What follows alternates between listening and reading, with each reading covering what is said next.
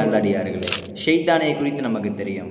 ஷைத்தான் என்பவன் அல்லாஹு படைத்த படைப்புகளிலேயே அதிகமாக அல்லாஹுவை வணங்கக்கூடியவனாக இருந்தான் இந்த உலகத்தில். அப்போது அல்லாஹு தாலா அவனுடைய அந்த இபாதத்தை பார்த்து, அவனுடைய அந்த நல்லமல்களை பார்த்து சுவனத்திற்கு அவனை உயர்த்தினான். அந்த சுவனத்தில் அவனை அமர வைத்தான். அதற்கு பிறகு என்ன நடந்தது? ஆதம் அலைஹிஸ்ஸலாம் அவர்களை அல்லாஹு தாலா படைத்தான்.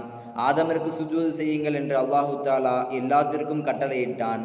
ஷெய்தான் மட்டும் சுஜூது செய்ய மாட்டேன் என்றான். எதற்காக? என்ன காரணம்? அவனை நீ மண்ணால் படைத்தாய், என்னை நீ நெருப்பால் படைத்திருக்கின்றாய், ஆக நான் தான் சிறந்தவன், நான் அவனுக்கு சுஜூது செய்ய மாட்டேன் என்பதாக ஷெய்தான் பதிலளித்தான்.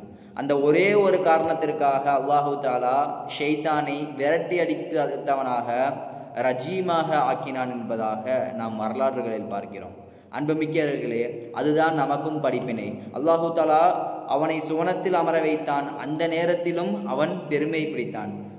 நமக்கு இன்னும் சுவனம் தரவில்லை. நாம் இந்த உலகத்தில் ஒரு தேர்வில் தான் இருக்கின்றோம். இந்த தேர்விலும் நாம் பெருமை பிடித்தோம் என்றால் அந்த சுவனத்தை நாம் அடையாமல் நரகத்திற்கு செல்லக்கூடிய ஒரு நிலை நமக்கு ஆகிவிடும். அதனால் தான் நபி அவர்கள் சொல்லி காட்டினார்கள், லா யதுகுலுல் ஜன்னத மன் கான ஃபீ கல்பிஹி மித்கால தர்ரா மின் கிபர்.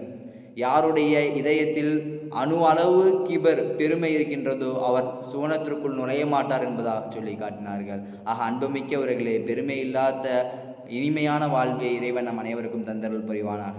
அஸ்ஸலாமு அலைக்கும் வரஹ்மத்துல்லாஹி வபரகாத்துஹு.